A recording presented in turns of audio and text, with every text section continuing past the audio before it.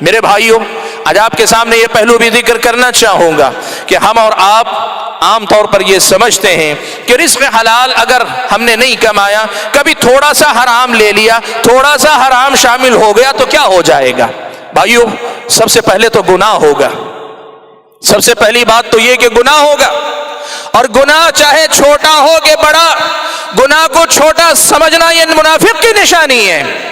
آپ کی نظر میں گناہوں کی آپس میں تقسیم کے اعتبار سے بڑے اور چھوٹے گناہ کیے، کبائر اور صغائر کی تقسیم شریعت میں موجود ہے، لیکن کسی بھی گناہ کو کرتے ہوئے آپ کا دل یہ سمجھنے لگے کہ یہ گناہ تو معمولی ہے، یہ غلطی تو چھوٹی ہے، یہ گناہ تو آسان ہے، میں معافی مانگ لوں گا، میں توبہ کر لوں گا، اس جذبے کے تحت اگر کوئی آدمی گناہ کرتا ہے، گناہ کو معمولی سمجھنا یہ نفاق کی علامت، یہ نفاق کی علامت ہے۔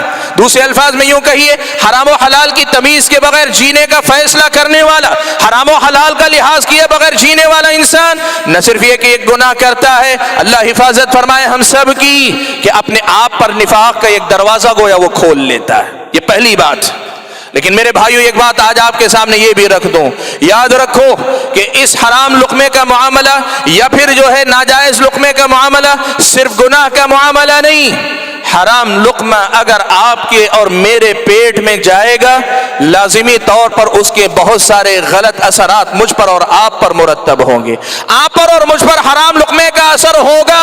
حرام لقمہ آپ کے اور میرے بدن پر اثر انداز ہوگا، آپ کے میرے اخلاق پر اثر انداز ہوگا، آپ کے میرے دین پر اثر انداز ہوگا۔ وہ حرام لقمہ جو پیٹ میں گیا، ایک لقمے سے شاید میری اور آپ کی بھوک نہ مٹے، لیکن وہ ایک لقمہ میرے اور آپ کے دین کو، میرے اور آپ کے اخلاق کو، میرے اور آپ کے اعمال کو برباد کرنے یا ان پہ اثر انداز ہونے کے لیے کافی ہو سکتا ہے۔ سبحان اللہ، پیارے نبی صلی اللہ علیہ وسلم کو اللہ تبارک و تعالیٰ نے یہی بات سمجھائی۔ اللہ کے نبی نے فرمایا، ما نبت من سحت فالنار اولا بها، ما نبت من سحت فالنار اولا بها، جو جسم حرام لقمے سے پروان چڑھتا ہے وہ جسم پھر جہنم ہی کے لائق رہ جاتا ہے۔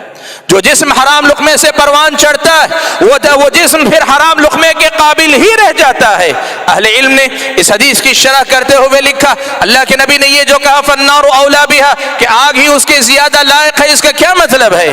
کہا حرام لقمہ اگر پیٹ میں جائے گا، اس حرام لقمے سے بننے والے جسم اور اس حرام لقمے سے ملنے والی طاقت سے بندے کو کبھی نیکی کی توفیق نہیں ملے گی۔